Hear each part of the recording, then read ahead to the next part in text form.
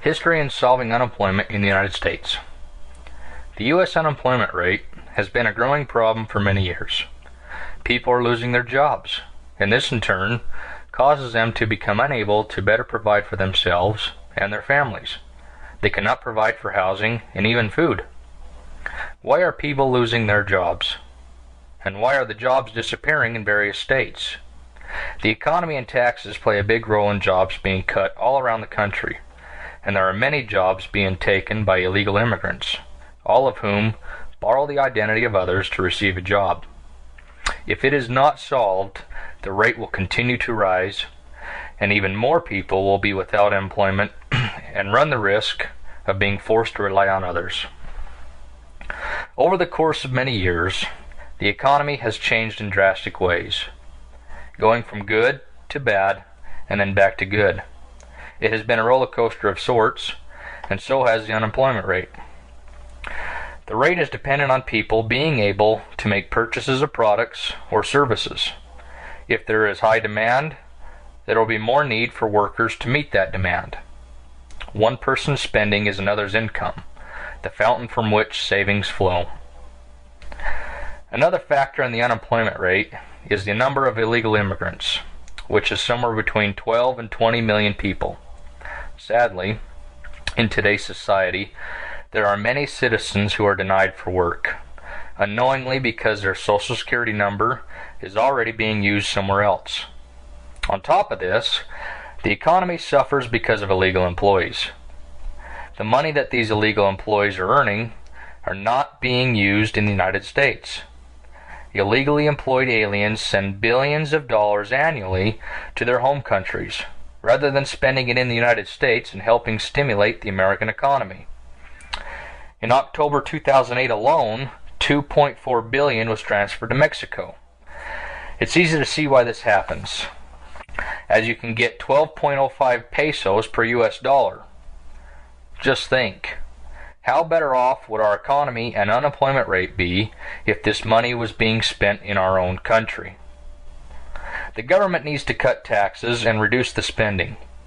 In our current economy, the amount of spending the government is doing of money with no real value, the unemployment rate is rising. Currently, it is at 9%, when it was 5.8% in 2008. And with higher taxes and too much tax on businesses, these businesses are being forced to cut jobs because they cannot afford them. If the spending and taxes were to rise, and continue to rise, even more U.S. citizens would find themselves without employment, or even the prospects for employment.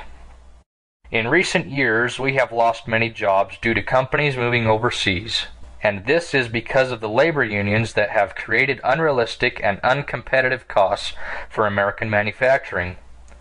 This is why much of the auto manufacturing is no longer in the country. America is going into bankruptcy, also because of the high demands for expensive pension plans with high maintenance costs. The country has turned to trade from other countries for the products that used to be produced here in the United States. We can learn a great deal about unemployment from history.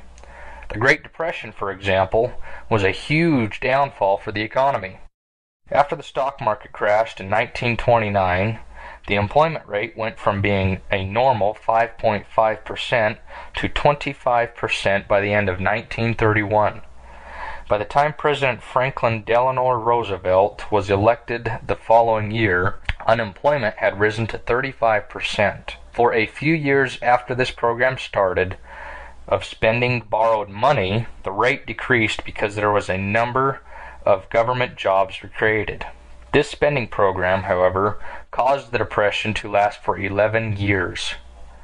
Taken as a whole, government policies of the New Deal served to lengthen and deepen the Great Depression. Why did the unemployment rate drop, and how? Examining statistics, you can very well see that the rates went down when World War II began. There was a need for production, and this created jobs for those who had not been drafted. Women held the jobs during the war. By the end of the war, the unemployment rate was nearly non-existent Because of the war's needs in production, those types of jobs had increased in numbers. This goes back to what we looked at earlier. Demand creates need, which creates unemployment. After the war, there was a great need for housing, since there hadn't been much built during the war, but then that generation aspired to having large families and good homes. That in turn fueled most of the wealth during that time, because of the rising demand. So what has already been done? In 2008, our current president, President Obama, promised that he would create more jobs for those that were unemployed. He did so by creating spending bills and government jobs. These jobs helped for a time, but they were only temporary and produced more need to rely on government to help them. This did not solve the problem that we're facing. It is very much a repeat of history, like President Roosevelt's New Deal. Now that the public jobs are being cut and the deficit is increasing, the unemployment rate will continue to rise, and people are left behind wanting more federal assistance, or even as much as desiring the government to solve all their personal problems. Now let's look at the best way to solve this problem. The people, not the government, need to take charge. The federal government must stop the unnecessary spending and reduce taxes so that the companies and small businesses can flourish.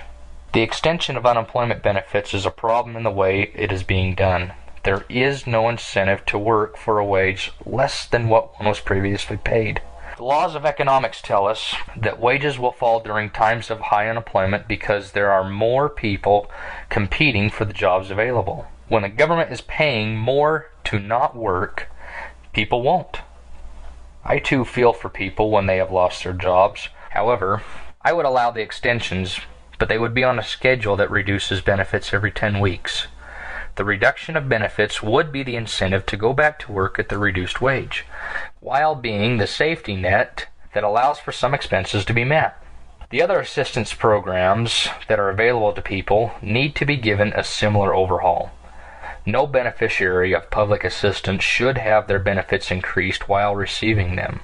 The all-or-nothing operation of the system needs to be replaced with a reducing benefits plan. Getting a starter job is not the reason to lose all of their assistance, but should be necessary to maintain the assistance that is given by the government. Many of you are saying, what do I mean? When a family is on assistance, they will get housing assistance, utility assistance, food stamps, and a medical and dental program will often cover their children. Just to replace the assistance programs without the insurance programs will often be 2 or more times the amount the person has the skills to earn. These programs should be modified to allow a person to get an entry-level job that would reduce the benefits received from the government, but not eliminate them. After obtaining an entry-level job, a reduction of benefits equivalent to 25 to 30 hours a week during the training period would be more practical. This would provide an incentive to get the job. As training is completed and pay is increased, government benefits are reduced as they become available to them as employees and the pay increases. i.e., medical coverage would not be suspended until the point in time that medical insurance is offered by the employer. Through this program, government benefits would never extend beyond the point of the person earning more than the benefits plus the value of taxes. This action would put the people in a position to succeed in getting off of government assistance. The problem of unemployment, as I see it, goes deeper than just the ability to find a job, or of companies hiring more people. The problem is also related to the value of money in this country, inflation, and the cost of living. It also includes the availability of employable, skilled people. It is about the theory of the economy that is being used by those in the government to manage the money supply. We need to stop looking to the government to produce jobs. As Milton said, the government is only capable of producing 2 things: surpluses and perceived shortages. When they establish a value far in excess of the costs, more is produced and surpluses result. When a maximum value is established that is below costs, the supply will be reduced for lack of funds for materials.